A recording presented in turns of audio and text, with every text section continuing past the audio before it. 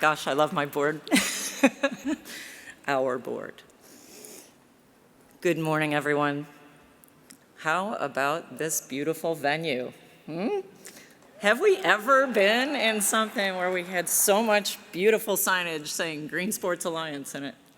Well, we've been in larger venues, but boy, these guys have a lot of digital signage. I am so delighted to be here with you. But I'd like to ask Mari Horita, Senior Vice President from the Seattle Kraken, to come to the stage and bring us a special message as we open the summit.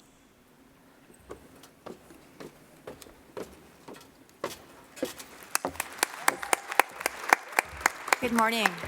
On behalf of the Seattle Kraken and Climate Pledge Arena, welcome to Seattle and welcome to our home.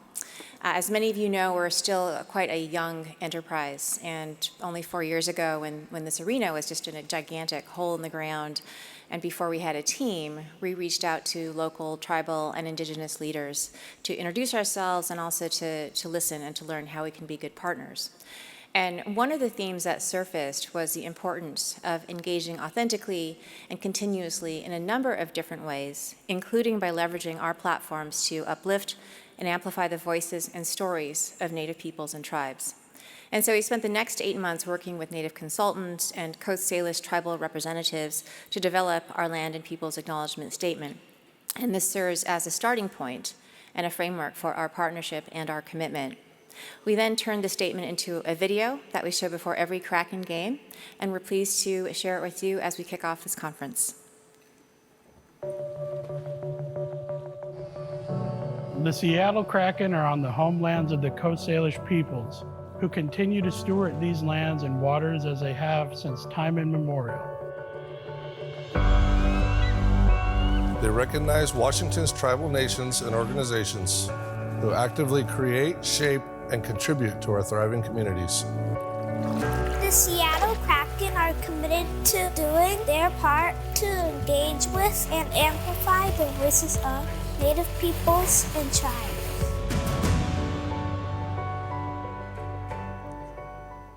Thank you.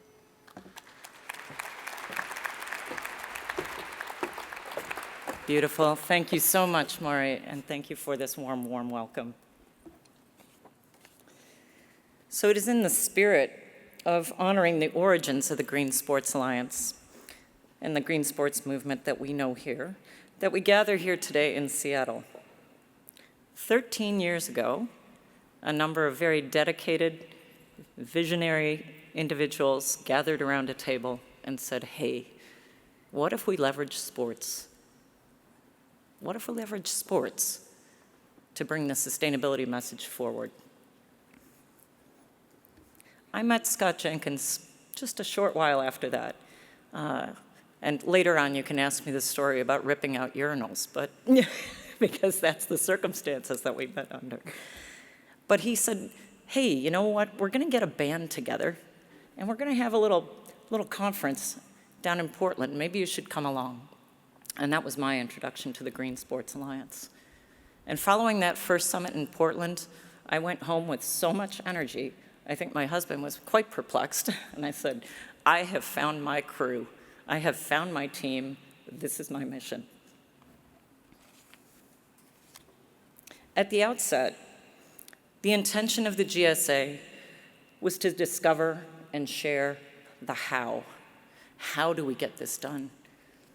So you had practitioners sharing practical tools, providing roadmaps and playbooks, connecting innovative technology and solution providers with our venue operators, and most importantly, and one of the things that Scott is expert at, communicating the ROI, communicating that return on investment, not a short-term one, but a very important and actually highly beneficial long-term one. Thanks to the efforts of these early leaders and the dogged and diligent pursuits of all of you in this room, whether you were there at that table 13 years ago or not, I know that everyone in this room has been working exceptionally hard on this solution.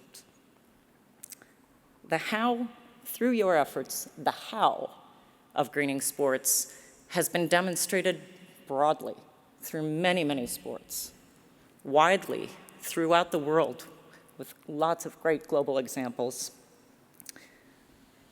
and deeply through holistic strategies that go beyond energy, water, and waste and speak to equity in our communities, and having sports serve the role that it's meant to serve as the best and the embodiment of what we can achieve. We have many, many examples to celebrate of our accomplishments. But as we know, every victory parade is followed by training camp. So here we find ourselves back at base camp, ready to start the next season. So what does the next season for the GSA hold? Well, there's a good refresh of our fundamentals. I've brought props.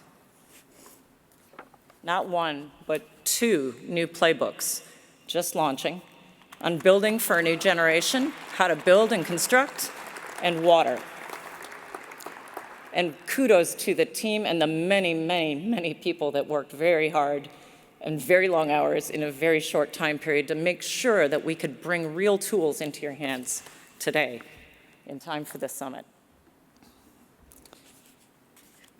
And we also have, of course, Play to Zero as a measurement tool that keeps advancing, and we will keep refreshing that. But I want to talk about some of the new tools in the next season that we're going to play. One of the first of those is technology.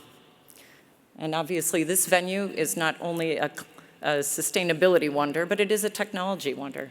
And we're seeing that come in everywhere. Obviously, we have some great tools out there doing the measuring and the reporting. But next level is analytics. Next level is getting that data into a place, into our hands, where we, as human beings with human intelligence, supported by some artificial intelligence, can get down to granularity and making all those incremental steps that are so important. We all know we can't flip a switch. We can't boil the ocean, and God forbid, we don't want to do that. But we have to keep going incrementally every day, just as a team does on the field throughout the season. We also have sensing technologies coming in that will add to that as well. Again, granularity. All of this technology are things that we're going to look to embrace, to bring forward, to show you the applications that will make meaningful change for you in your venues, in your operations, in your partnerships, in your reporting of that ROI. Because we need to drive continuous improvement and escalate innovation. One of the second tools we're going to embrace in a big way is media. We need to continue to build the mass movement that gives us the power to go forward and not take any steps back. We have to build that mass movement. It is out there. I know we all feel that we live in a very polarized world right now, but if you look carefully and you look at polls and you look at numbers, I'm a big fan of the Yale program on climate communications, and they report regularly to tell you what people really feel and what they really think. And you know what? Everybody's on this journey. Everybody's on side. They really are. They just need us to bring them along. They need us to inspire them and say, this is what we're all doing. Let's go. So for us to get that message out, we need to do greater embrace of the media, no matter what element of our operations we're in, facilities or partnerships, or it can't just be your community relations. It has to be each and every one of us. And tomorrow we'll explore that a little further with a panel on media. And the other thing that we need to do is modify our messaging.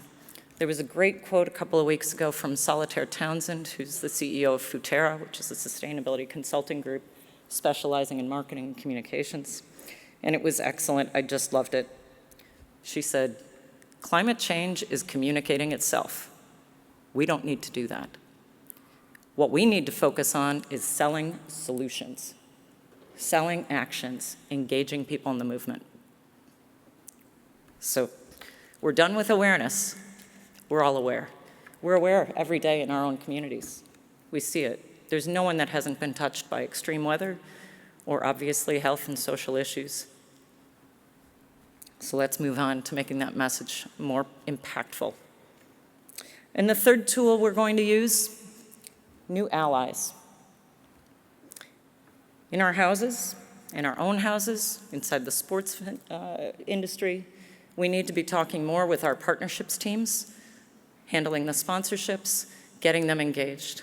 Next year, I hope to see this room doubled and all of those people being in the sponsorship side and the brand side, because who controls the message?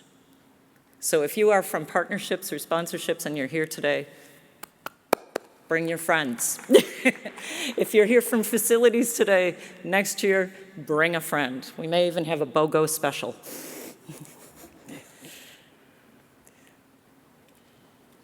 The other strategic allies that we need and we will continue to embrace are our global allies.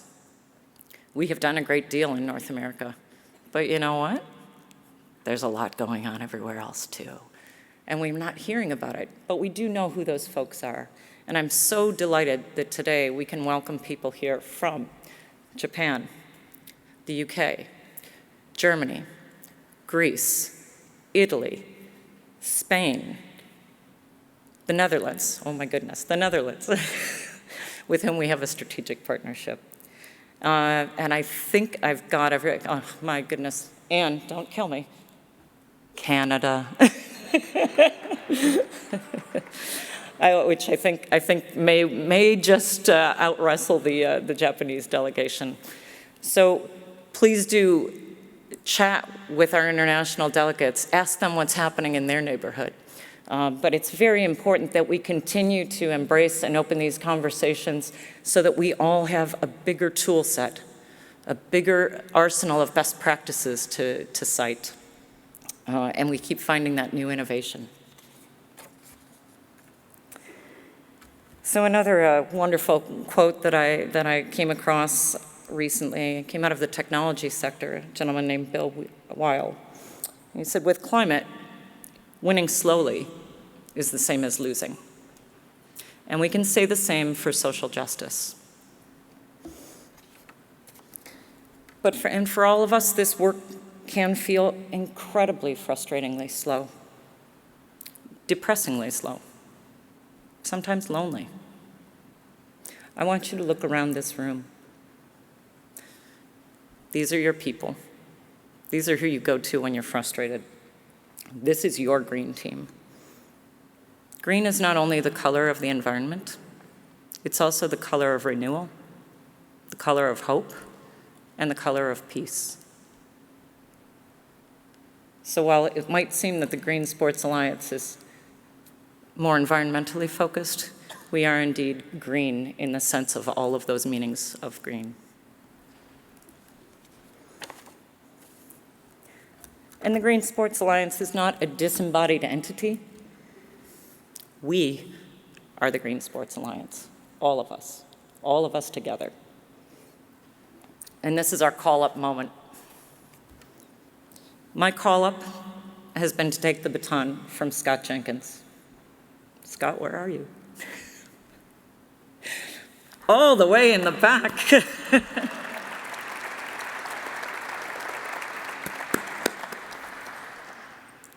Scott has been an incredible advocate, leader, ally, and I may say mentor for me. So I'm very honored and humbled to take the baton from Scott for this next leg of the race. And for those who maybe don't know me very well, I want to give you a little insight, not a lot, into what I'm bringing into this role. I have over 30 years' experience in brand strategy and market intelligence. I've worked on the corporate side, buying sponsorships, I've brokered sponsorships, I've sold sponsorships. I spent 12 years in the tech sector, working on go-to-market and innovation investment. And I bring a global business network, having worked in Europe for a number of years, and I continue to balance my business between North America and Europe, and perhaps Japan someday. And that's me, but I won't be running alone. because this is your call-up time too. And you're probably sitting there saying, wait a minute, I've been at this a long time. I mean, what do you mean you're calling me up? It's time to go to the next level, everybody. You're going to the show. So hopefully the next 2 days for you is an adrenaline shot, an opportunity to connect, energize, vent, and then get right back at it. It's a new season. Let's get to it.